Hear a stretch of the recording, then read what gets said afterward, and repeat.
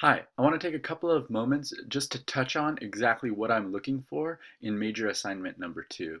So I want to take you through the prompt for the assignment, explain a couple of things, and give you a couple of examples. So basically, this project is really all about discourse. And even thus far in the unit, even though we're still near the beginning, I hope that you have a pretty good understanding that when we look at discourse, we're not just looking at jargon or specific words. We're trying to get a sense of how certain communities use patterns, whether it's in their language or also in other symbol systems, and that these patterns in turn can hand us some of the values and the ideologies and the attitudes of that community. So it's a little bit more than just looking at words themselves. And so when you get into this project, I'm asking you to choose a particular discourse. It might be one that you're part of. I know last week a lot of you told me that you work in the service sector, or you're part of the discourse of certain online forums, or you follow certain sports teams, or you play a significant role in your church. And so you guys are aware of all of these discourses that you're a part of. And you may want to examine one of those.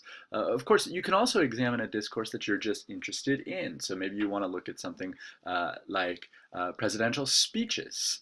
And so really the choice is yours, and I'll help you kind of define and narrow down that choice this week.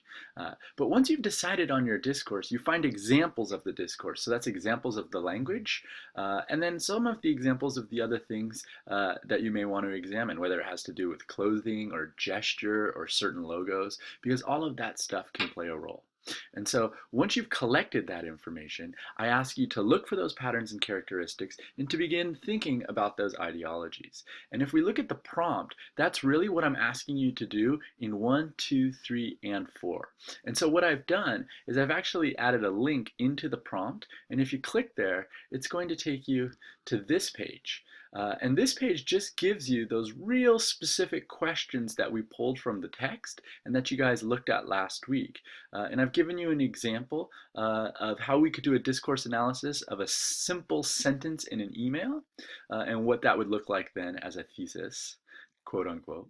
And what I've also done is I took the reading from last week, that piece on the Nasarima, and I actually applied those questions to this piece. And so you can see that if we look at the discourse of that document, we can look at it and look at what it communicates. The anthropological language of the Nasarima piece provides an awareness of how a particular culture functions with regard to health and beauty.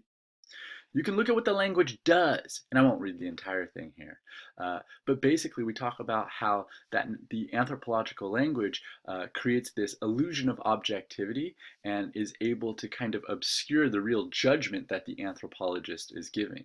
And then really we look at how the language constructs the anthropologist, that in a sense the anthropologist comes across as objective, but seems to kind of judge other cultures on the basis of Western values. And so we can take all of this stuff here and put it together. And this would give us a thesis that we could derive from doing a quick discourse analysis of that document. And this thesis here is the exact sort of place that you'll end up after you go through number 1, 2, 3, and 4 on the prompt. Now, there's a little bit more to the project, and I'll touch on that. But this last section here is a lot easier to do, not in the abstract, but when you've actually got a handle on the discourse you're analyzing.